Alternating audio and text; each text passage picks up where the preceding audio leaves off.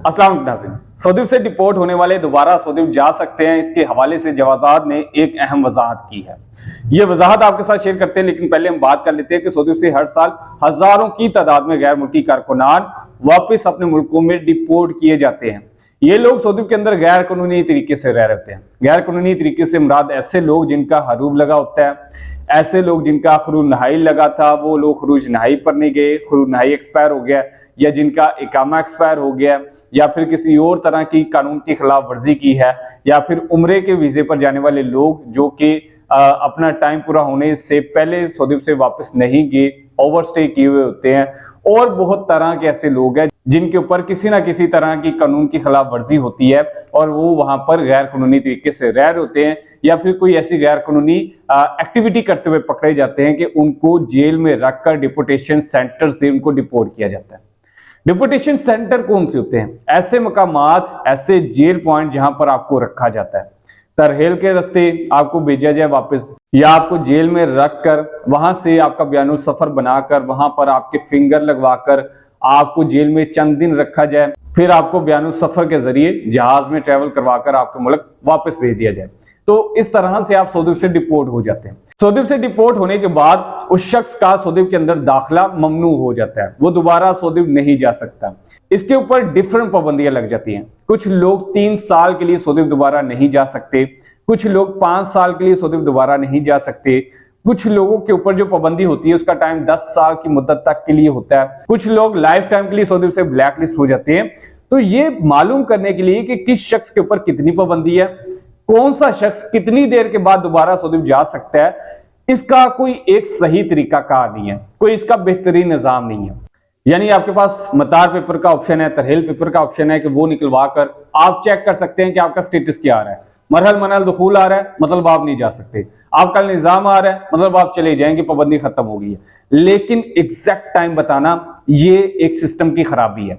ये सऊदी को अपने सिस्टम को अपडेट करना चाहिए और एग्जैक्ट जो एक कैलकुलेशन करके जो एक ड्यूरेशन होती है एक टाइम की, कि इस बंदे के ऊपर इतनी टाइम की पाबंदी है, यानी एक शख्स 3 साल तक सऊदी दोबारा नहीं जा सकता, तो उसका रिमेनिंग टाइम 3 ईयर्स आना चाहिए कि ये 3 साल दोबारा सऊदी नहीं जा सकता। या कोई 5 साल के लिए नहीं जा सकता तो 5 साल का रिमेनिंग टाइम पीरियड आना चाहिए। 10 साल के लिए नहीं जा सकता, 10 साल का रिमेनिंग टाइम पीरियड आना चाहिए। तो जितना टाइम उस बंदे का बाकी रहता है वो टाइम आना चाहिए, ना कि मतार पेपर के ऊपर सिर्फ ये आ रहा है मरहल मनाल दखूल। कब जा सकता है नहीं पता। तो इससे रिलेटेड सऊदी को अपना सिस्टम अपडेट करना चाहिए। मैंने भी इस हवाले से जवाजात के एक्स अकाउंट पर उनको ये एक तंबीह की थी कि आप लोग अपने सिस्टम को अपडेट करें। इसकी वजह से लोगों को बड़ी परेशानी का सामना करना पड़ रहा है। बहुत सारे लोग हैं जो इस तरह से लोगों के साथ फ्रॉड कर रहे हैं, लोगों को धोखा दे रहे हैं कि जी आप सऊदी जा सकते हैं, लेकिन वो नहीं जा पा रहे होते। तो इस तरह उनसे पैसे निकलवाए जाते हैं, उनके साथ फ्रॉड किया जा रहा है। तो इस हवाले से चंद इंपॉर्टेंट सेंटेंस का एक पैराग्राफ मैंने ट्विटर के एक्स अकाउंट पर उनको कमेंट किया था। आप भी करें, हो सकता है आपकी बात सुनी जाए और सऊदी सिस्टम को अपडेट कर दिया जाए और लोगों को आसानी हो। अब हम जवाजात की वजाहत के हवाले से बात कर लेते हैं। जवाजात से एक शख्स ने एक्स अकाउंट पर यह दरियाफ्त किया कि ऐसे लोग जो सऊदी से डिपोर्ट हुए हैं, जो लोग सऊदी के अंदर गैर कानूनी तरीके से रह रहे हैं, तो वो लोग दोबारा सऊदी कब आ सकते हैं। तो उनके हवाले से जवाजात ने बिल्कुल वाजे एक सिंपल अंदाज में एक जवाब दिया है कि ऐसे लोग जो डिपोर्टेशन सेंटर से डिपोर्ट हुए हैं वो लोग लाइफ टाइम के लिए सऊदी से ब्लैक लिस्ट है। यानी उनकी कैलकुलेशन आप छोड़ दें कि वो कब जा सकते हैं, 5 साल बाद जा सकते हैं, 10 साल बाद जा सकते हैं, वो लाइफ टाइम के लिए ब्लैक लिस्ट है। वो लाइफ टाइम ताहयात के लिए सऊदी दोबारा वर्क वीजे पर नहीं जा सकते। ये कड़वा सच है, लेकिन जवाजात ने इसके ऊपर वजाहत दी है। जवाजात का कहना है कि ऐसे लोग जो सऊदी के अंदर से डिपोर्टेशन सेंटर से डिपोर्ट होकर जाते हैं, जिनका कयाम गैर कानूनी होता है, वो लोग दोबारा लाइफ टाइम के लिए सऊदी नहीं जा सकते। लेकिन मेरे पास कुछ ऐसे केसेस आए हैं जो कि सऊदी चले गए हैं। ऐसे लोग जो सऊदी से डिपोर्ट होकर आए थे, जिनका हरूब था और उनको 3 साल 2 माह की मुद्दत गुजर चुकी थी, 3 साल 2 माह गुजर चुके थे, उन लोगों ने अपना वीजा खुद ही लगवाया, प्रोसीजर करवाया, टिकट करवाई, सऊदी चले गए। जाने के बाद उनका इकामा भी लग गया और वो वहां पर काम भी कर रहे हैं, उनको कोई मसला नहीं है। ऐसे बहुत सारे केसेस मेरे पास मौजूद है जिनका सबूत मैं आपको दे सकता हूं। तो ये प्रैक्टिकल बेस पे जो बात है, जो एक तजर्बा है, वो कुछ और कह रहा है और जवाजात का जो जवाब है, जो वजाहत है, वो कुछ और कह रही है।